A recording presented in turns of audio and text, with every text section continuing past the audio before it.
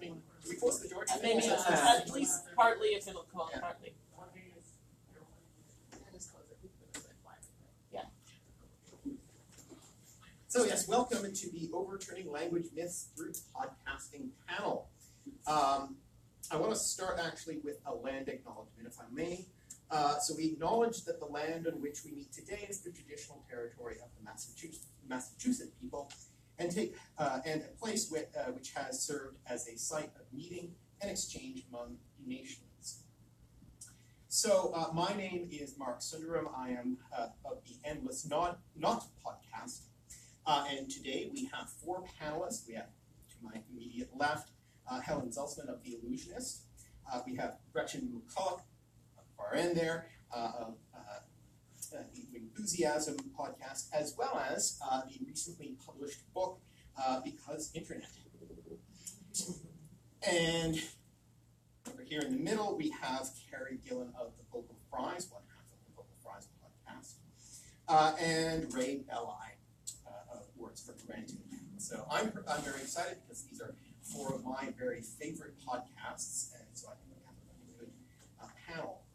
So first of all, I'd like to ask each of them to take a minute or two to introduce their podcasts and what they're about, and just give us a little for anyone who hasn't listened to your podcast before. What do you do on it? So who would like to start us off? Okay. I'll start. So Enthusiasm is based on the idea that my co-host and I are the kinds of linguists that when you get us at a party, people are like, oh my god, you're a linguist. I have all these questions about language. Here's all this stuff we want to know. And we realized was that simply entertaining people at our own parties, in the immortal words of the tech people, doesn't scale. So we wanted to bring that vibe of you've got a linguist at a party and now you get to find out this stuff about the language, combining our expertise with our backgrounds in linguistics with our backgrounds in doing specifically pop linguistics, from blogging and writing other types of pop linguistics, into this sort of portable linguist party that you can carry in your ears with you wherever you go. Okay, so Ray Belli, host of Words for Granted. The basic premise of the show is that each episode looks at the historical evolution of a single word over time, and I try to present the material in a storytelling sort of narrative way where the word is a character in some evolutionary journey, as all words in fact are. And I think the origin story of the podcast is amusing. I told Carrie last night, so I'll retell it very briefly here. So I didn't study linguistics as an undergrad. I studied literature, which is a common way of getting into linguistics, and toward the end I was like, linguistics, this is cool, I need to learn more about this. But the real light bulb went off above my head one day when I was in my friend's bathroom doing what one does in a bathroom, and there was an art history book on the back of the toilet, so I just flipped open to a random page, and there was a painting of the crucifixion from some Renaissance painter.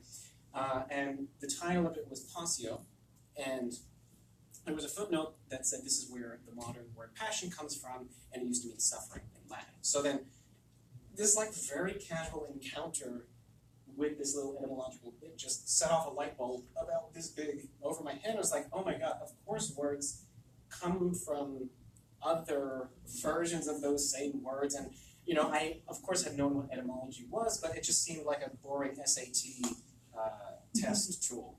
This word comes from this, and you can learn what the meaning is and learning this Latin root or this Greek root, and I just really wanted to create a database of really interesting word stories in a relatable, fun way. So I used to be a professor teaching lots of students to stop being assholes about language, and once I stopped doing that, I felt the need to continue on telling people. And I thought, okay, podcasts are a good way. They scale. They reach more people than just me typing into Facebook. So I didn't want to do it by myself because I thought just listening to my own voice would be very boring. And I prefer conversational podcasts generally. So I asked my friend / former student, Megan Figueroa, to be my co-host, and she said yes, and here we are. So I didn't study linguistics either. I did a literature degree which had some like old English etymology and stuff like that. But I always found how language works quite intuitive and interesting. So when thinking of a podcast subject, it's good to come up with one if it's going to be a show that to run for a long time. To have a subject that you think, okay, well, there will always be things to talk about with this, because even if you exhaust all the words and ways of using them that there are now, there will be new ones by the time you've got to that, and also you'll be dead. So yeah, that's where I'm at with The Illusionist, I suppose. I'll finish it after my death. Well, you've all sort of, in some way, I think, hinted at, the reason for your podcast and what your intent is. But I'd like to kind of continue that discussion a bit and maybe talk a bit about who you're trying to reach. Like, who is your audience? Are you trying to are you trying to teach them something they don't know? Are you trying to nuance something that they may already know a little bit about? Are you trying to change minds and perspectives? What do you think your sort of goal is? Let's start with this one. Yeah, I don't know. I mean, primarily, it's an entertainment show with information in it, so people just need to get a couple of things they didn't know out of it per episode, and then if it's like, slightly altering their perspective, then that is nice. But a lot of it is just understanding this thing that we all use, but maybe have not been taught about. Well, I was never taught about language itself. I learned how English worked because I was taught Latin from a young age, which is not a good way of analysing the English language, but it's this thing that we learn so young that it's automatic, and yet it's a very important tool to understand. So that's the purpose. And then also it's like, if you understand the different ways in which people might be using it, it's a way of understanding them. So the subtext is just to promote empathy, but I would never say that because I don't track in Phoenix. So we particularly want to get people who know maybe a little bit about language or care a little bit about language. So they can be linguists, they don't have to be. But crucially, they have to care about empathy. They actually have to want to be a better person. Because if you think it's okay to be racist, you're not our target audience. If we're trying to tell you, hey, look, this thing you're doing is racist accidentally maybe, but you should stop. And so it's the people who think, oh, I don't want to be an asshole, I don't want to be racist. Those are our target audience. Just based on emails that I've received, I think a large percentage of my audience are like classic word nerds, but not necessarily linguists, because people are always saying, you raise questions about language that I never knew to ask. So I think fundamentally these are people who are interested in language, but that can be anyone. Like, that doesn't tell you about race, identity, or anything. So that's definitely a large portion of my audience. Also, because the structure of my show is kind of based on a history, the sort of more narrative, chronological podcast format, I think a lot of history fans have accidentally found the show, or it was recommended to them. So yeah, I would love to be reaching people who didn't know that language is so interesting, and they're like, oh, there's this amazing entry point for me to learn. Yeah.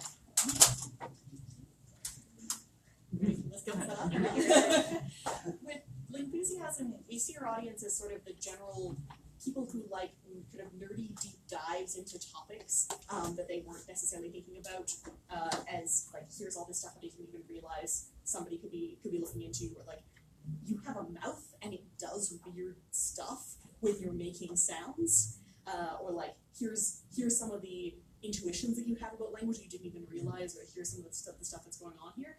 And we're trying to, like, at the moment, if you're a science fan or a history fan, maybe you majored in it at university, maybe you didn't. You don't have to become a historian, you don't have to become a scientist to be a science fan. You can just go to museums and watch documentaries and listen to podcasts about science or history, and that's something you can engage in.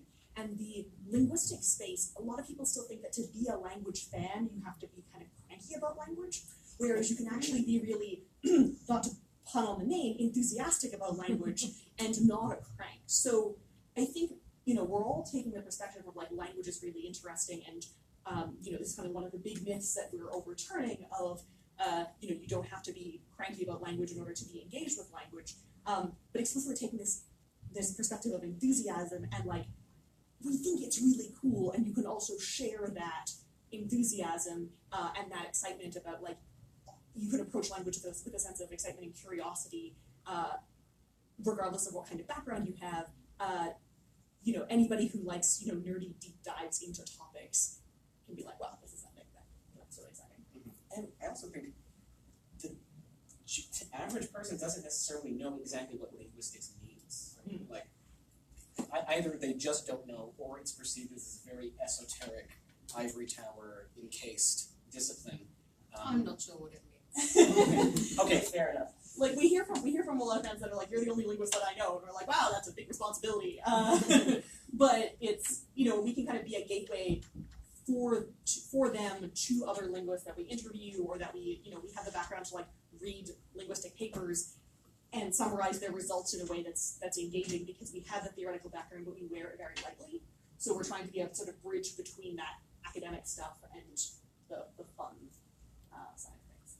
And I guess, with something like, with a subject like language, everyone has a sort of intimate connection to language in a way that they don't necessarily have an intimate connection to history or something. So in terms of, finding that audience, I guess, one of the things is convincing people that you can talk about language, that it's something that you can actually, it's not just, like a reflex, but it's something that you can actually, discuss, and their intricacies about how it works, or how we may not think about it so well. Does that play into your sort of thinking about your audience? I mean, I do try to sneak in a little bit of like formal linguistics because that's my training. It depends on the topic, but mostly it's more of the sociological side. And I do that because I think it's so cool. So for example, an episode is coming out in about a month. Talked to my friend Andrew McKenzie, who works on Kiowa. He himself is also Kiowa. And we just got into the nitty-gritty of formal semantics. And I'm probably gonna have to cut out half of that stuff because it's so nerdy, but oh my god, it makes my heart sing. So I really do want to like show the enthusiasm for like, hey, look how intricate language is. It's not just, oh, there's a bunch of words for snow, which is not a real thing, but or hey, this language doesn't have tense. Isn't that weird? It's like, no, actually, more languages don't have tense than do. Like, I don't know, just these fun things that are like fun factoids are fun, but I also want to show, hey, look, it's a system. Like, there's all these working parts, and like, I just love like the physics of it, even though it's not really physics. And I mean, Helen, you focus on like the personal side. You're telling stories about people very often, and their relationship to the language.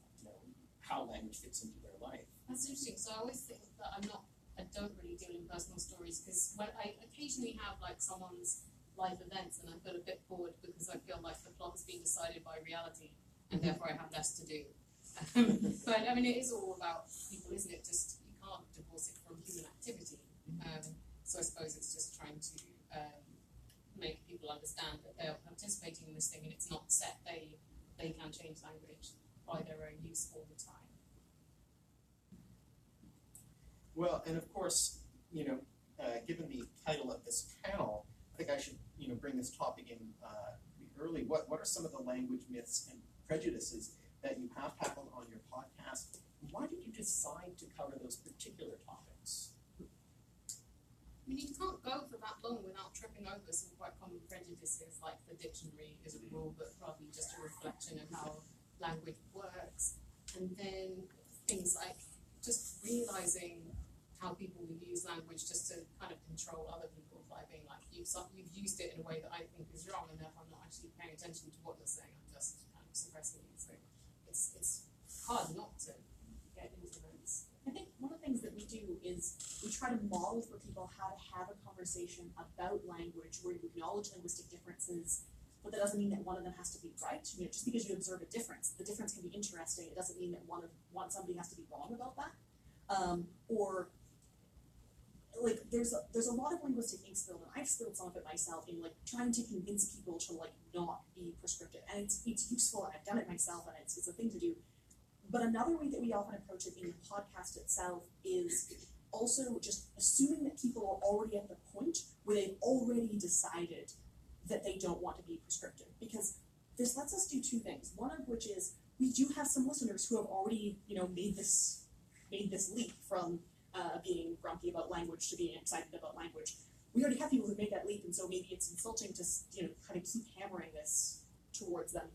And then people who are prescriptive don't spend their energy trying to convince other people to be prescriptive. They just assume everybody else is prescriptive. They just assume that your pet peeves are legitimate, or that everybody must have pet peeves, or that clearly some things are just annoying. They don't bother trying to convince you that you should be an asshole. They just do, they just are, right?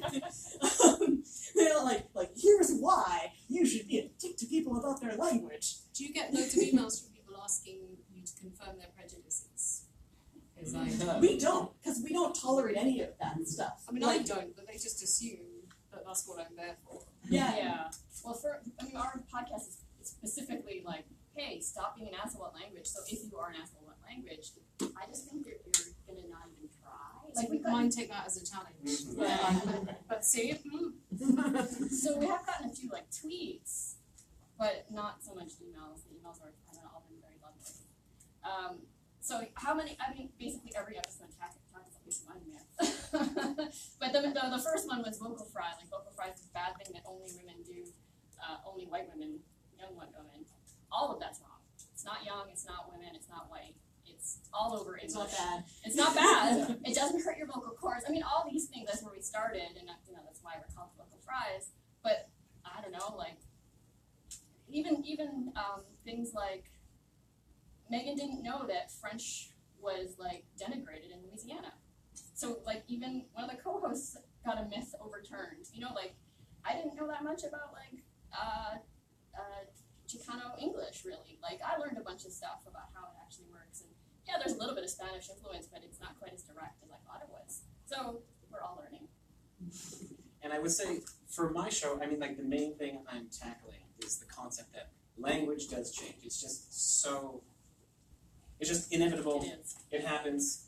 It literally happens. Yes, it literally happens. And I think what fascinates me most is for instance, one of the questions that I prepare for is what is your favorite etymology? Which is just first of all, it's a ridiculous question because when you write, I've done 70 episodes at this point, and what makes the stories good is the details. And when you tell a really detail-oriented story once, 2 years ago, the details go out the window. But that said, I was just kind of going through some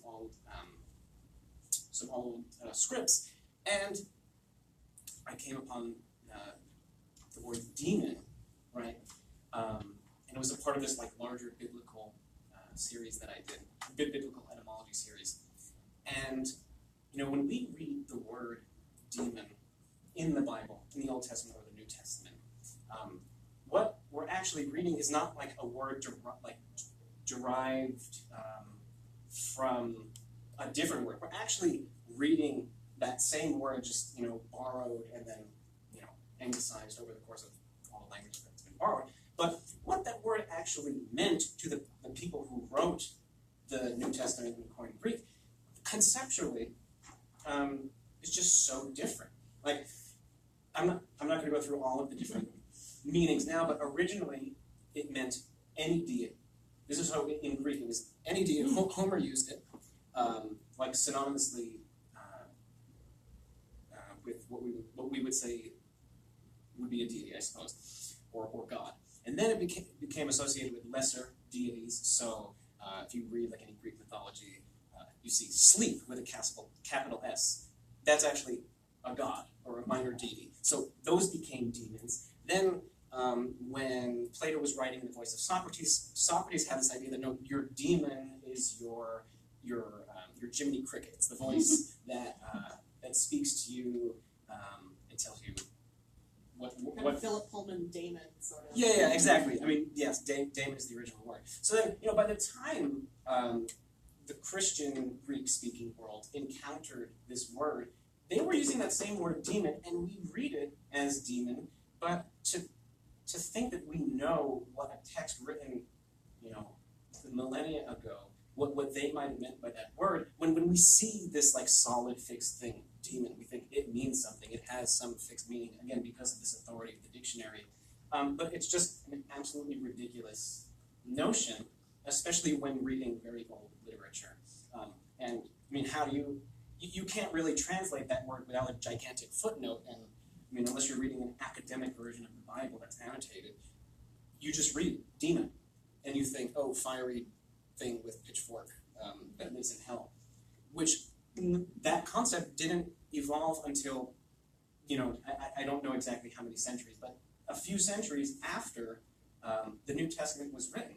And oh my gosh, if you read that same word in the Old Testament, I mean, that's a Greek translation of Hebrew. So like the Judaic notion of the sort of undead demon notion is also completely different from that in the New Testament. So you have these two separate words. You have the same word in two different cultural traditions that are being translated as this single thing that we read in our current 2019 context of English. We think it means a certain thing, but of course, we can't understand what they actually meant.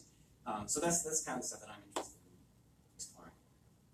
Are there any myths or other kind of difficult topics that you've sort of stayed away from or have had to, really think carefully about how you're going to handle it? One that I don't know if it's so much stayed away from as we kind of figure out a lot in terms of handling it.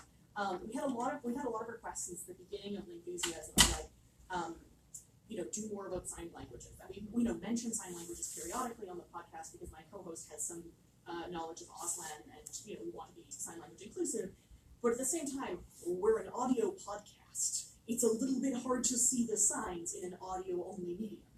And we know that there are a lot of myths around sign languages. A lot of people believe there's only one, which is very false. So we wanted to talk about them, but we wanted to both, actually give people the opportunity to experience some things in at least one sign language, and also to not produce it in a format that's inaccessible to deaf people. Even though we do transcripts of the episodes, it's not quite the same. And then also because we know there are deaf linguists who research their own languages and other sign languages, wanted to actually be able to feature some of that work. So our most recent episode is actually a video episode of the podcast, which is, we also produce it in the audio feed, but it's our first bilingual episode. So we had a deaf linguist who researches several different sign languages, and an interpreter, and on YouTube, we have it on the YouTube channel as well, so you can watch this interview happen with interpretation and captions in a couple different formats. And it took a lot of logistical energy. We've been planning this for over a year before we got this out, because we knew we had this sort of interest and this sort of demand to do more about signed languages, but we wanted to actually do it properly and not, we could have featured a hearing linguist who researches sign languages, which they exist. It's not that you can't do this kind of research, but if we're picking who do we want to feature and who do we want to highlight, we want to actually do somebody who's part of that community and figure out how to do that properly in a way that's respectful and incorporates that. And it lets us kind of do the sort of myth busting, because I'm sure that some of the people who watched that episode or listened to that episode thought that all sign languages were the same, or that there was only one of them. But rather than address that myth head on, we had this researcher who's just done research on a bunch of different sign languages. And so she's talking about ASL, and she's talking about Choctaw Sign Language, and Al Said Bedouin Sign Language, and Taiwanese Sign Language. And so you just get, now you have this list of sign languages that she's been talked to people with. So it's even more, it's not being here's this myth you probably have, let's bust it. If you don't already believe this, you just get to learn some stuff about these particular sign languages, even if you're aware of ASL, you're wow, here's this other ones that maybe I haven't heard of. So it busts it in this more implicit sort of way of you can't come out of that somehow thinking that there's only one sign language, because it's very clear from the whole context of that, but it goes much deeper than the sort of surface level, let's bust this one myth sort of way. But it took a lot of planning to get cameras, which we don't normally do, and get an interpreter, which we don't normally have, and figure out how to edit that together and be I guess we can produce a video episode even though we're a podcast. and like figure out how to do some of that stuff. We're really pleased with it.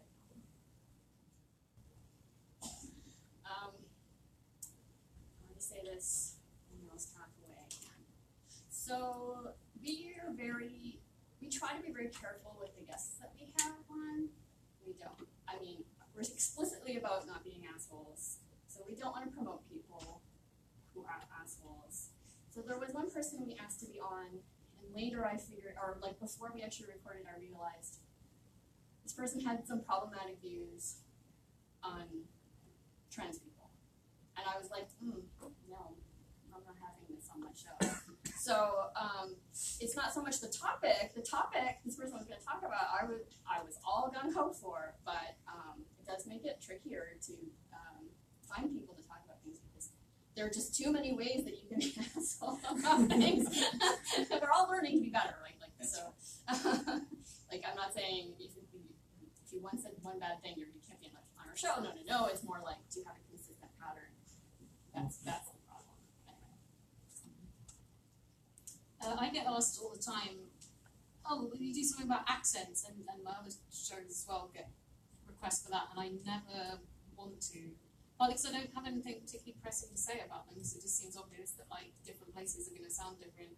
But also just, I'm very conscious that I'm from Southeast England, and from a place that the kind of accent I have used to be pretty much the only accent you would hear on British media, and that really reduced a lot of accent shame, the regional accents that still persist. Like, it's getting a little better, but you can still see the legacy of this. And I think it's very hard for me to do any material about accents without it seeming like I'm judging them, even if I'm not. And so I just don't want to do it. I don't want to perpetuate the accent privilege that I have, which is unearned. It's just where my parents moved to when I was acquiring language. So that's all it is. But yeah, it's kind of not even a fun minefield. We like doing accent episodes, so send them our way. Yeah, we do accents. I have an accent. We all do. We all have Everybody. We all do. Everybody, but English is my second language. So I speak Spanish. I feel afraid at one point when for my podcast, to do in English because I thought that the people will judge me because of my accent. And I told a person who is a linguistic, she told me, JC, everybody have accent, you should do that. Also, the people like accents. Let me tell you, here is a huge asset when you meet girls and you speak with an accent. You are 50 or 60% upset. So, and then, it's true. And then, I broke this afraid, my podcast. How? First, I tried to reach people who have accent as well. So I went to MIT, plenty of people from India, and I had my first interview was in English. Dishita has an accent, and Juan Carlos, JC, has an accent. So we understand perfect our sounds. The second one as well with accent, with accent. And the last one was with one guy from Netherlands, Alexander Berwick, who is a climate change, environment. And then he said, JC, you should do that more in English. He said, well, I feel afraid for my accent. You have a charm accent. Do it. And we have a nice conversation during the podcast. And I am dating with somebody, we won't anymore, but she said, don't try to reduce your accent. Because people who speak English as a second language feel afraid to reduce the accent. So I said, no, you know what? Who cares? Meanwhile, the people, you guys understand what I'm saying, right? Yeah. Who cares another? If the people wanna judge me, it's their problem. Exactly. It's not my problem. Exactly. You know? But it's also the only way to kind of bust through the prejudices that there are for people, with different Right. accents to be. And for example, when I writing, I have some grammar errors because in Spanish is the first year and in English is the second. So, and then my friends, American friends, kindly help me to my grammar. And I close my stuff. So it's about prejudice. Everybody have You are yourself, and then you have to just jump in the pool with water, of course. This is the main point. It's my sense. Yeah, that's exactly kind of what we try to say. It's like, it's okay, however you talk is okay. And here's why it's okay, because it's okay. Like this is how language works, right? And so, we have an episode where there are two people with disabilities talking, and they Oh, I see. one is a stutterer and one uses a BiPAP machine, so she sounds like very her voice is fine, but she sounds very weird because it forces air into her, so she has to breathe when it tells her to breathe. So it's very awkward sounding. So the whole point of that episode is, hey, maybe it's okay to be uncomfortable listening. Maybe audio doesn't have to be perfect all the time. Just be who you are, and people will either accept you or not, and we can't control that, and so who cares? And I think the more that linguistics and language education is available to everyday non-specialists, the better, the more we'll understand this, and that's sort of the role that we play in sort of just bopping away at these. Yeah, I like to Bring think it of to it high as school. Yeah. well, and this idea that there's a correct form of language, or that there's a correct form of grammar, didn't come from nowhere. It was created by, in many cases, our intellectual forebears. Even if modern linguistics doesn't have that, there's a grammatical tradition, there's a grammarian lexicographical tradition that does tell people how to talk, and so as the inheritors of that intellectual tradition, if we're going to use their etymologies from the people who did this kind of detailed work, we're also responsible for unmaking that history of prejudice and that history of creating grammatical discrimination and accent-based discrimination that was created by people who wrote grammars, that we can unmake as a field of public educators to say, we can take some responsibility for having created the situation that we're now in where the public believes this thing. That reminds me, Frege was a Nazi, and I didn't even know. But all the semantics I did was basically from Frege. It's like, oh, great. Yeah, right. One of the things that we also do is look at, there's a literature on myth busting in general, which is often kind of put together. There's a great website called the Debunking Handbook. It's something you want to look up, and it's created by people for climate change. And they've got some techniques in the Debunking Handbook for how to bust myths and do this type of stuff more effectively. And a couple of the ones that we use quite a lot are, one is that there's often a temptation when you have a myth that you want to bust to repeat the myth a lot in busting it. But the problem is that means that people tend to remember this bad myth that you keep repeating rather than your actual debunking of that myth. Or if you're trying to kind of exploit that curiosity gap in headlines, people will frame the headline of their article of is this thing true? Is it really the case that? Or what about this thing? And they'll frame it as if it's an open-ended question when in fact it's very settled, because they're trying very laudably to, get attention, but the problem is more people will see your headline than will click on your thing. Well, it's also this false balance thing Yeah. that's instilled in journalists, which is very problematic. It's perhaps more problematic with climate change because we're running out of time. But it's still very problematic when it comes to language, and it's not that there's right and wrong. It's more that there are things that are definitely wrong, and a bunch of things that might be right. And it's let's focus on the might be right. That's right. Exactly. You don't have to cite somebody who's angry about a language change just when whenever you're doing something about here's something that's new, or here's something about language. We've got to find the angry person to quote for balance. Right. You don't actually have to quote the angry person. That's just never necessary. You can just not give them a voice. And unless only they're a talk about linguist and they say something bad, because then I'm not a journalist, so I don't feel any obligation to give it to debate now. Yeah.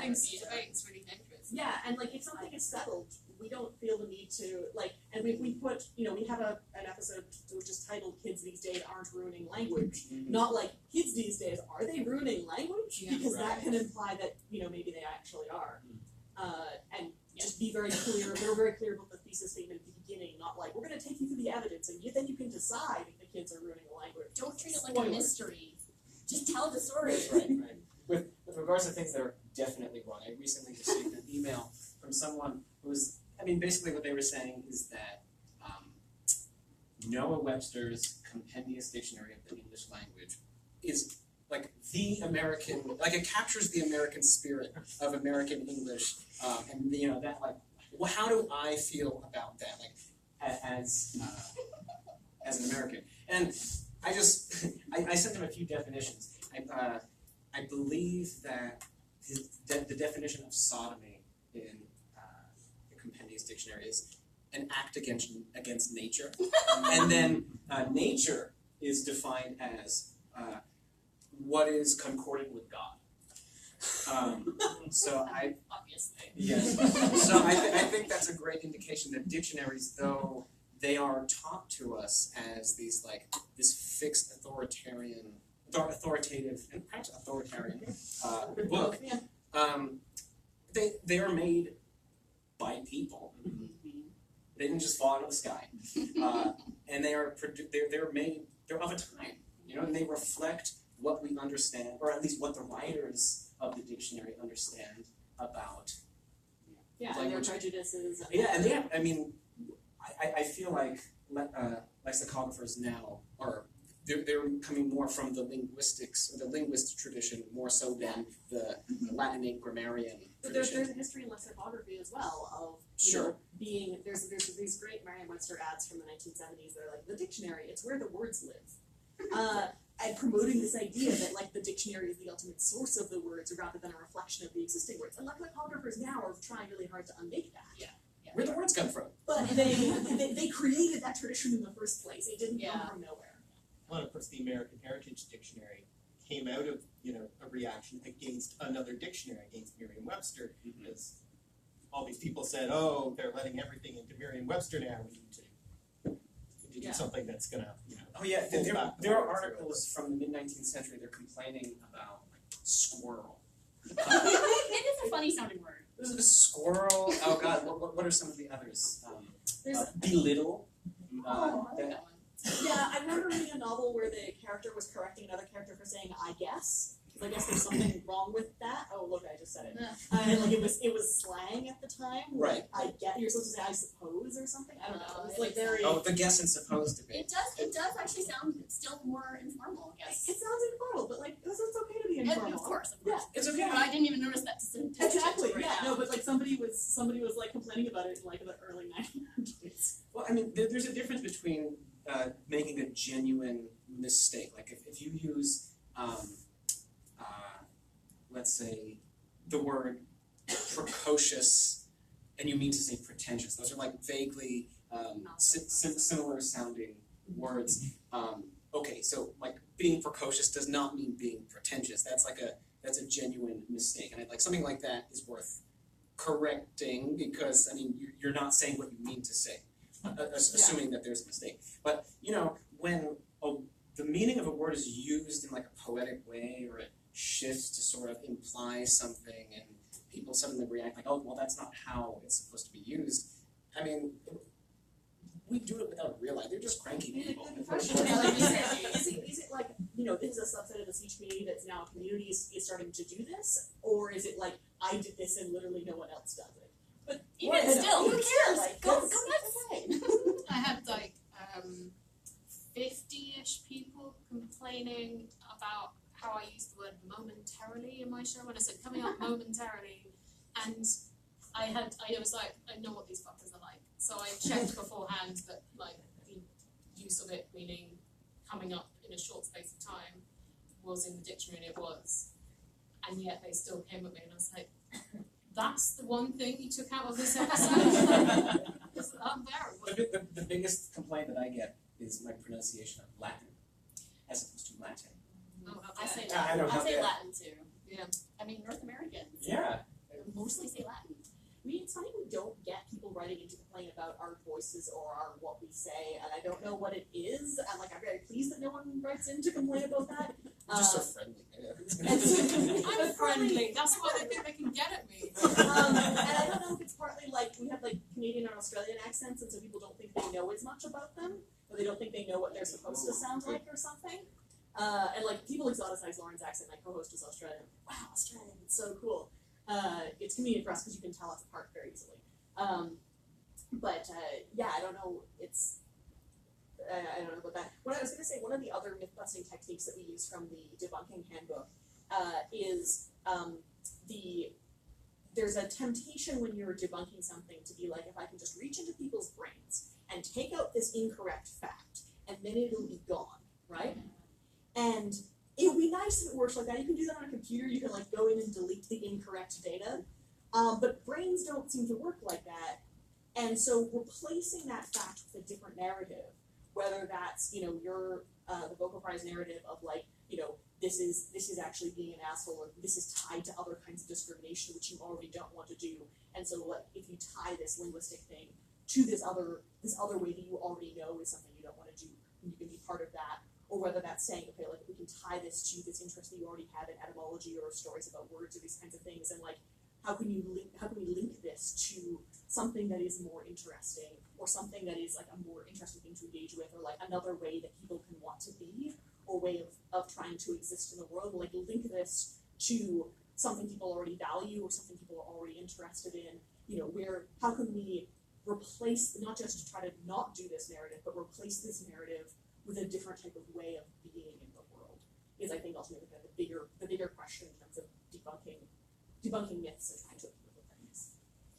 Yeah, narratives are important. We're storytellers, and I've never really thought about myself like that because I'm just so science oriented. But it's true. Like you have to have a good narrative, otherwise no one's going to listen or internalize it. And it's interesting that we kind of brought up climate change, which, as you say, has very particular immediate reasons why it's becoming, debunking and busting those myths are important right at the moment. But I think there seems to be a kind of trend towards talking about prejudices, and that again is also very much of the time now. And why do you think that has become so important now? And what responsibilities do we have as podcasters to take up these sometimes very difficult topics? Why now? I don't know. Maybe there's just enough linguists finally who are actually talking. Because for a long time there weren't that many linguists, and certainly not that many in the public sphere. I think in general with the internet you have an increased ability of people to access, build audiences and access kind of distribution channels without requiring a gatekeeper or permission from something. Because like what I noticed, because I've been doing a lot of publicity stuff for my book about internet language, and everybody's got an opinion about internet language, and everybody's got a story about internet language. And I've done a variety of types of media for it, traditional radio media or print media, and then, podcasts and like public events and stuff like this. And what I notice is that like the questions I get from audiences at public events are generally the more enlightened in many cases than the ones that I get from the most traditional media sources. Because like the fancier the media source, the more they want to know about correctness and ruining language and all these kinds of things that we're trying to bust. And members of the public are really quite ready, at least some of them, the ones that bother to come to my events, which is probably not a representative cross-section of the public, but I'll take them. Probably a better cross-section of the public than an average. Than the kinds that are found in like prestigious comment sections. But they're more willing to have this openness and curiosity towards language, and it's the sort of traditional guardians and gatekeepers that see themselves as really needing to ask these sorts of questions. So being able to, all of our podcasts are, independent. We didn't have to get like permission from, a traditional sort of media venue to create this sort of thing with this particular voice. I think it was harder to, even if you're going to do some sort of language show on a radio thing or on a, language column in a paper, you end up sort of catering towards the type of publication that's willing to publish that, which is they themselves are the sort of guardians of purity. They're some of the people that create the standard, because if you're going to get a column in a newspaper or become a radio host, you've got to have that BBC voice, or you've got to have that NPR voice, or you've got to have that particular style. So they're in some ways the most invested in perpetuating that standard, making sure that it continues to exist. Whereas when you have the ability to say, like, let's create this thing that nobody had to give me permission to do, you can promote more of that kind of stuff that is actually sort of an interesting way of engaging with And language. also, this social media being a thing, I think, means that people talk more about everything. But language things just pop up and go wild. Like Vocal Fry in 2012 just blew up. No one knew what it was before then, except for speech pathologists. And yeah, so you just have like more opportunity to actually talk about these things. And unfortunately, sometimes that means that the myths get solidified. But yeah. And there's the second part of your I question. have a question. What do you think, guys, about, in Spanish, when you refer right now, because I'm speaking about language, they refer Latinx to X. Latinx, yeah. I am not agree, because I went to school and the teachers taught me the real Spanish. This is my own opinion. So, Latino, Latina, or Latinos. Latinx, for me, What about doesn't work. Latine, which is what the Argentinians are doing? I am not agree. Probably we can discuss 3 hours and probably. I was just curious. What is the basis of your disagreement? Like, Because in my opinion, as Juan Carlos, it's like when I went to school like this, the language was Spanish. Ellos, ellas, él, ella is the way it is. Probably I'm old People aren't fashioned. that way. People aren't binary genders. Probably I am old fashioned. That's okay. But for example, in terms of podcasting, how you guys found this kind of stuff? I don't know how word here is. Now I think the people call they. I don't know. I respect all the positions, but in Spanish, speaking about Spanish, don't change my language. And I'm talking about myself. Okay, so I'm not going to address the Latinx because I'm not a member of the community and I can't think. But But Latine, involve everything, but Latinos as well. but Latine comes from Argentina, so it is a internal Spanish decision, and that one is used. I'm not agree with you, but sorry, we will have No, I'm 3 not- hours discussing. It's not an English imposition. That is Right. pure. That is from Spanish speakers. They created that, Mhm. and so the reason for it was a little bit different than Latinx. Latinx was introduced because it was a way to represent non-binary people, and Latine was introduced to represent, hey, we don't know if the person is male or female. But it just happens to also be able to represent non-binary people. I don't know. Then we have a whole episode on it. You might be interested in listening to. It's just- Todes. But Yeah, if, it's for example, changing because people you need call it. if you call in Argentina, there are a huge discussion about this. Yes, of course. Yes. Because, for example, But it's still internal. let's see, deputies, the Congress, you have to call them, according with Argentinians, diputados, with E.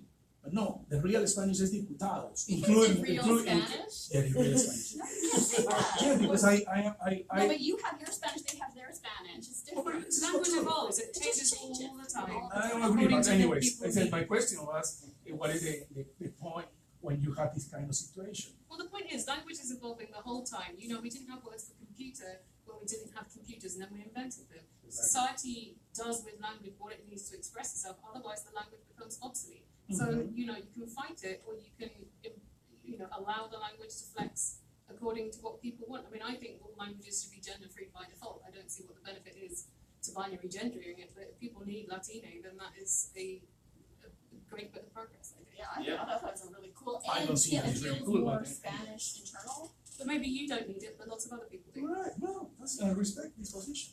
I don't know that you do. I No, but you know what? The Real Academy of Spain, they say that this no. Yes, but yes, but that's Spain. art, that's it's also No, arbitrary. Spanish. I mean, all the Spanish. It's But a anyways, normal we language. don't have this Country, I have a yeah. position you I think it would be a really boring world in which we didn't get to have any new words. Like, imagine never learning any new words. This seems like a really boring world and a world that I don't want to live in. Very gray.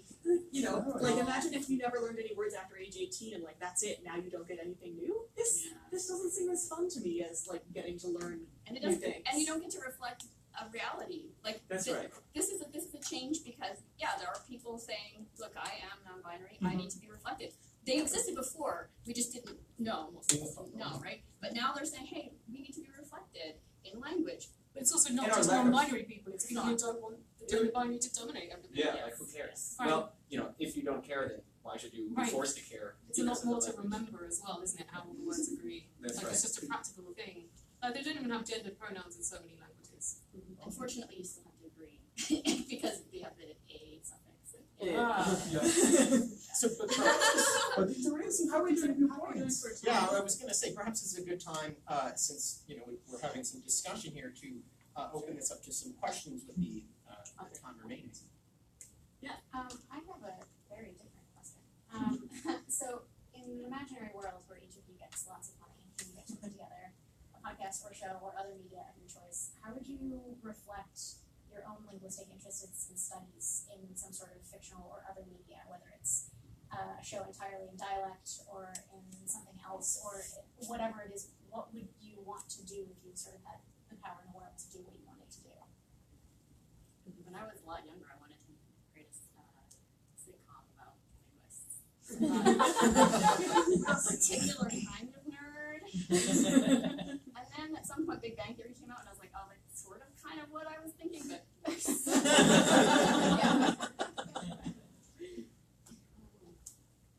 I mean, I'd be able to pay people to like produce my podcast and make it sound better. And pay ourselves and maybe even like pay guests, like actually like.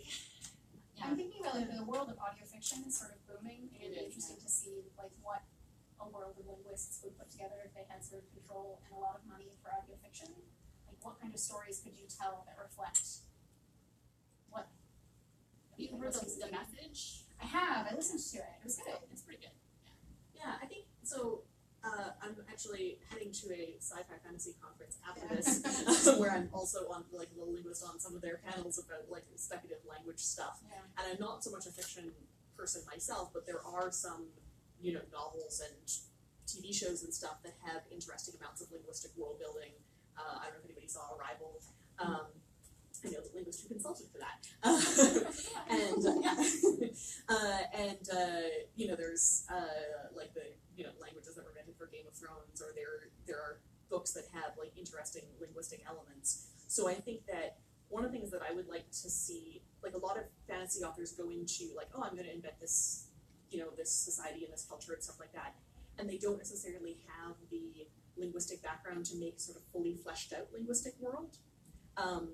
My co-host has done some like conlang consulting for a friend of hers who's a novelist, and like helped her like construct a language for that. So I would love to see kind of partnerships between, maybe some linguists want to write fiction and that would be cool too, but like partnerships between linguists and people who want to create fictional stuff, whether that's written or in audio format or in video format or whatever, so they can kind of like make the linguistic world kind of like real and feel real and lived in, and have the sort of the warts that real languages have, but also the sort of depth that real languages have, and they're not just kind of like English but with all the vocabulary like substituted for a different word, but like actually sort of structurally different or phonetically different, or have sort of like interesting like sort of space age aliens, their brains work differently so their languages are like structurally impossible for humans or something like this. Like I think you could do a lot of interesting speculative stuff if you had some kind of combination of more linguistic awareness on the part of novelists. Like maybe if anybody who wants to,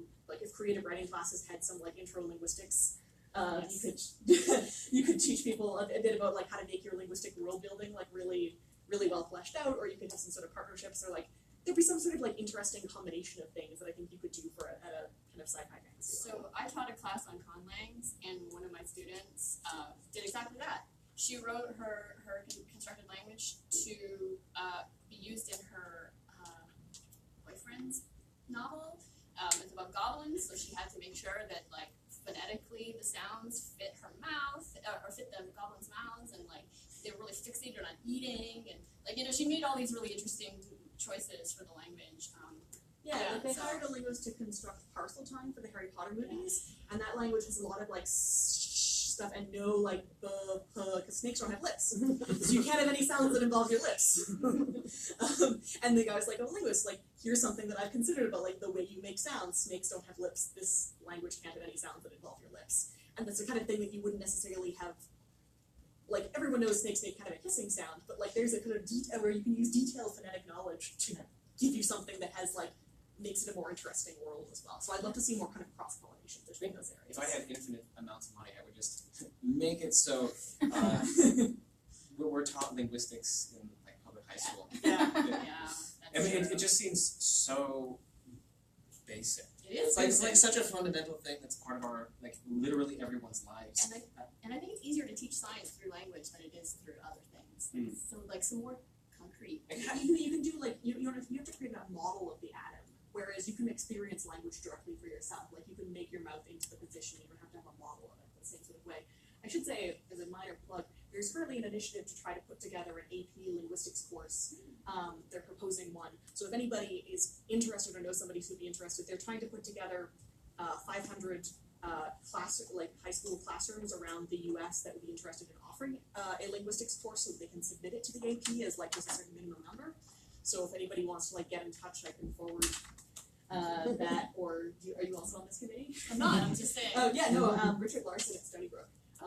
Or I can forward you to him, and he's like compiling a list of like people who are interested in this and trying to create like partnerships between linguists and high school teachers, so they can like offer linguistics courses at various places. It's an interesting initiative. So hopefully we're going to get there, but I'm sure with the unlimited funding we get there faster. Yes. Well, I think we're out of time now, so will you please join me in thanking our panelists.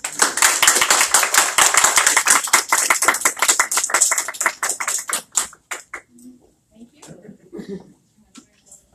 If anyone wants stickers or pins, I got it. Oh yeah, everybody wants to chat.